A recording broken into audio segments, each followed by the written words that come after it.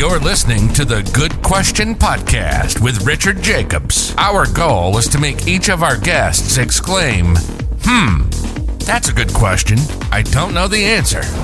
Because when that happens, it means you, the listener, may be inspired to learn more beyond the interview and to ask great questions yourself that lead to new insights. In this podcast, we cover historical and current anthropology, comparative religion, and history. Welcome, and let's get started. Hello, this is Richard Jacob. My guest today is Robert Elder. He's an associate professor of history. He's also the interim graduate program director at Baylor University. And we're going to talk about religion and some of the dynamics in the U.S., in particular about Christianity. So, Robert, thank you for coming. Happy to be here, Rich. Thanks for having me.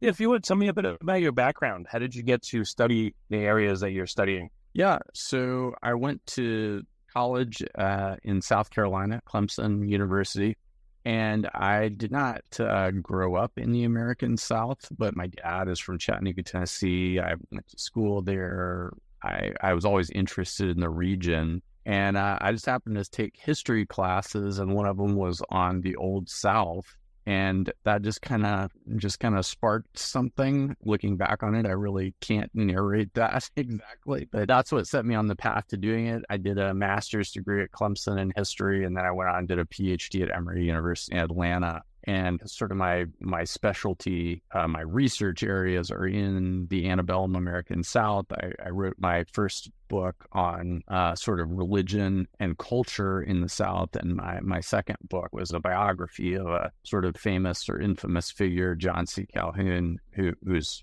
sort of been in the news in the last few years. So what kind of dynamics in the South? You know, some people focus on slavery, some people focus on this, that, and the other. What in particular do you find yourself focusing on in the South, and what time period? Yeah, so I focus basically on the period between 1800 and 1860, and historians usually call that period, or at least some part of that period, the antebellum period, so the pre-war period. Some people define that as 1830 to 1860, some people 1800 to 1860. And I started off being fascinated by the phenomenon of honor culture in the South. So, dueling is the most well-known part of that, I think, but that really extended to a lot of different areas of life in the South and looked a lot of different ways and influenced a lot of different facets of Southern life. I mean, today we're familiar with sort of honor shame cultures in maybe some parts of the Middle East or places like Japan, modern versions of that. So I was interested in that cultural aspect. And in my first book, I really looked at how Christianity, as evangelical Protestant Christianity, is moving into the region of the South in the early 19th century, the early 1800s, how they deal culturally with that honor-shame culture. So it was really about sort of cultural adaptation, how religion adapts to different cultural environments, specifically how Christianity does that. And what is an honor shame culture in the South particularly? What did that look like? Yeah, so the classic sort of definition of an honor shame culture is a culture in which people draw most of their identity from the opinions of others. And in a culture like that, shame is the worst possible thing in life. It's the thing you do almost anything to avoid. So this is why I'll just use dueling as an example to explain it, even though dueling was not a common, not everybody was dueling in the American South. That's a sort of like elite preoccupation. But the reason duels happened is because you would have an insult of some kind, right? And if you allowed that to stand, then you sort of were acknowledging the truth of it, and you had to make sure that everybody knew that it wasn't true, that you didn't accept it, that it wasn't part of who you were or your identity. If somebody called you a liar or said something about somebody in your family, the way that you had to get rid of that implication was violence. And that's pretty common in a lot of honor cultures. Violence is a sort of righteous response to the threat of shame. It can look, for instance, like Some people might be familiar with the phenomenon of honor killings that happen in some Middle Eastern cultures. They've happened in the United States in some immigrant communities where a woman is killed by her family if she has somehow shamed the family. Usually that involves some sort of sexual activity outside the culturally accepted bounds of that for women. And the whole point of that is to reject the shame that brings on the family. So honor is sort of, what you want in an honor culture. That's everybody's approval. You want everybody to acknowledge you, and shame is what you're trying to avoid. And the American South in the early 19th century was in many ways a sort of classic honor shame culture, which tend to be more violent, more rural, less institutions, all of those sorts of things. Yeah, I've heard of duels actually happening even somewhat recently. I have a lawyer friend that I played in South Carolina. He was representing some Hells Angels, and they decided to have a duel. One shot the other. I think one killed the other, and they, they were trying to prosecute the people, and then they used the law that seemed to be still in the books. I believe in South Carolina that duels were allowed under certain circumstances, and that reduced or eliminated some of the charges. So this is probably 10 years ago. That's about it. Well, I mean, I haven't heard about that, but in some ways it doesn't surprise me. I mean, one of the things that, like, these things have very long cultural tails. So you wouldn't really call any place in the United States today an honor shame culture in the way that anthropologists and historians typically define those things. But it is true that most parts of the American South, if you look at them on a per capita basis, are more violent places than other parts of the country. And part of that is just cultural. It's an acceptance of violence as a legitimate thing in some circumstances. I mean, when I was writing about honor culture and Christianity, I wrote about what I called the "I know it was wrong, but I had to do it" defense, which was like, the classic version is like somebody insults your family, your wife, your mother, maybe they insult you, and you knock them down or whatever, right? And in those instances, the church would bring people before the church and say, well, that's a sin. And the response frequently that they got was, well, I know it's a sin, but I still had to do it.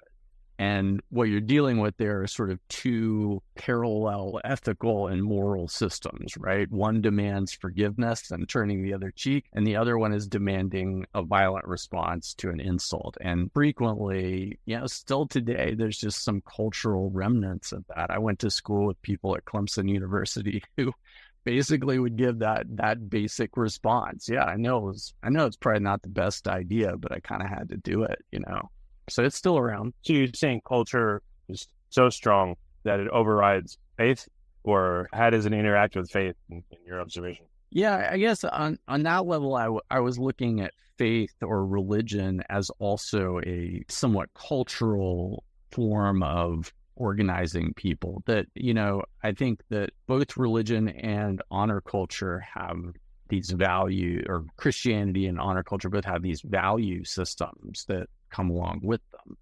And so within Christianity, you have this ethic based on the example of Christ and, Christ going to the cross, that you do not, right? You don't react violently to people who are trying to hurt you, that you turn the other cheek, or you have the example of Christ stopping the Apostle Peter in the Garden of Gethsemane when Peter is trying to defend Christ from the being taken, being arrested. Chopped off someone's ear.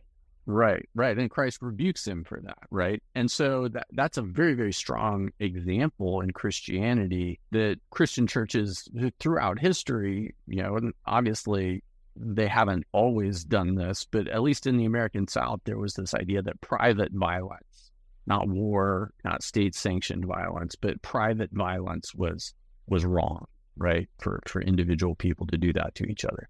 Was it just the South, or we hear tales of the Wild West and all that? Oh, yeah. Vigilante justice. Was it the whole U.S. or was it just the South? Well, no, I think the further back you go historically, depending on the area, that this is very, very common. It's basically, in some ways, a sort of pre-modern way of looking at the world. I mean, honor culture was typical of probably most of early modern or pre-modern Europe in some regard. I mean, that's where the dual comes from, right? Dual has European antecedents, and you can absolutely follow it all the way through to the West. I mean, the gunfight is basically just what the duel looks like when you put it in the American West, right? And give people 6-shooters instead of dueling pistols. So yeah, it absolutely, to some degree or another, is just a typical way that human beings in societies that are rural and don't have a lot of mediating institutions, it's a way of organizing society, right? There has to be some sort of principle for deciding things, and frequently it was violence, but violence of a very, very prescribed and actually orderly type, right? I mean, the duel is a very, very highly ordered, ritualistic form of violence. I mean, people are probably familiar with the musical Hamilton and the sort of, the 10 steps that are in the song from Hamilton. But those steps were real. I mean, those are drawn from a dueling manual that was published in South Carolina, actually, and that prescribed all those different steps. So it's not just the South, for sure. So what's I don't know, how has this impacted people's faith? Like you said, some people that are of faith said, well, I had to do it. Well, is there a larger impact to this culture? Like, after the time period that you looked at, the Civil War, like how did this culture change after that? Or was it left intact? Yeah, I think it diminishes significantly, and there's lots of reasons for that. Partly is you have this, what happens from the time of the Civil War into the 20th century is that people don't need that kind of violence anymore, because the state grows to a sufficient size that, if you have a problem with somebody that's significant, you're going to sue them. You're going to go to the courts. There's contracts and legal systems and to deal with these sorts of things. So that's part of it. I think the other part of it is simply the growth of a much more individualistic form of identity, where today we still care. Obviously, human beings are built to care about what other people think, but our forms of identity are much more we care less now, I think, than people cared 200 years ago or something like that. And that's the other reason that parts of it sort of goes away. But there are definitely still clues about it. There's a famous experiment in the 1990s that 2 psychologists, I think they were at Northwestern University, ran, where they lined people up. They got students to sign up for an experiment, and they lined people up and would have them walk down a hallway, and they would have another student randomly come up to them and bump them and call them a bad name. And then they would immediately take those students into a room right next door and measure their cortisol levels and other measures of the fight or flight impulse. And they found, and this is in the 1990s, they found a measurable difference between students who had been raised in the American South and students who had been raised in other regions of the United States, where the Southern students responded physiologically much more strongly to that interaction than students from other places who were basically willing to brush it off or just be like, oh, that guy's a jerk. What about students from New York? Yeah, well, I respond nicely. Well, see, this is the great thing about it. It's like whenever you say this, right, people are like, oh, yeah, well, you haven't been to, put in. I think that's absolutely true. This is the wonderful thing about the diversity of the United States. There are absolutely regional subcultures where this is still true, or would be true to the same extent, right? I think that's absolutely true. Oh, yeah. Definitely. Yeah, I lived in New York for a long time, and then I came out to Texas. It was a massive culture shift, so I'm sure New Yorkers wouldn't just stand for that thing. They get up in the person's space right away. Yeah, So yeah, totally. No, I think that's totally true. And there's also a lot of interesting research about sort of how different immigrant cultures bring this into the United States too. I mean, in the American South, people associate it sometimes with Scots-Irish immigrants in the 18th century, but it depends what you're talking about, like certain Italian immigration in the late 19th century, the Irish in the mid 19th century, immigrants from various Middle Eastern and African countries in the 20th century. A lot of those immigrants are coming from societies where the honor shame component is still very, very, very strong. Huh. So what are you trying to figure out with your research? Like, what are your hypotheses right now, and what questions are you trying to answer?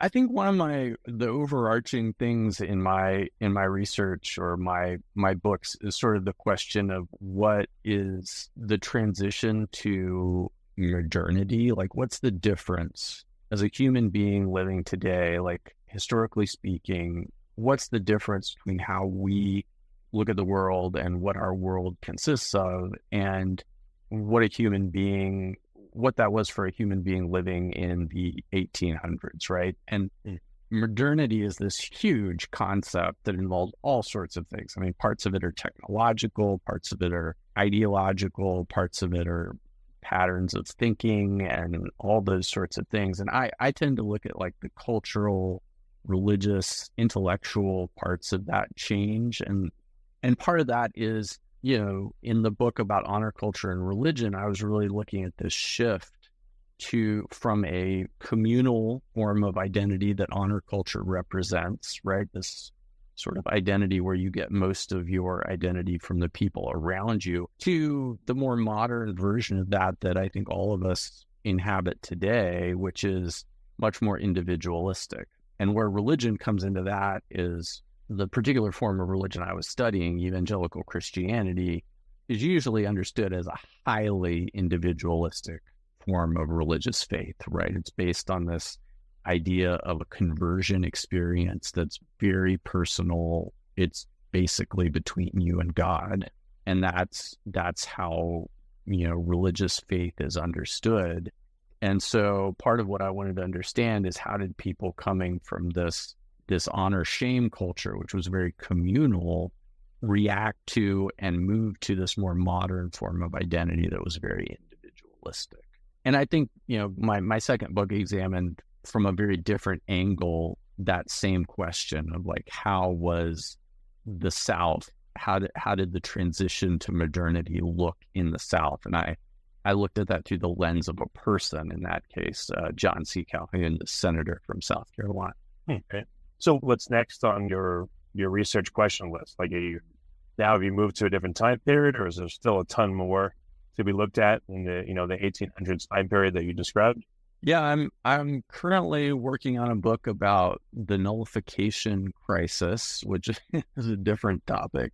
It's related to my second book. The guy I wrote about in my second book, John C. Calhoun, was a major figure in the nullification crisis, which happens in the 1830s. And it's basically, a lot of people know the basic outlines of it, but South Carolina tells the federal government that it's not going to enforce a federal tariff or tax in 1832.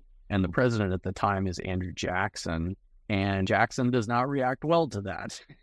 He basically almost invades South Carolina. And it's usually, South Carolina raises thousands of troops, and there is almost a shooting war over it, and it's usually seen as like one of the antecedents of the American Civil War. But I also think there's a lot going on there in terms of that question of like the transition from an older form of government to a newer form of government and all sorts of things.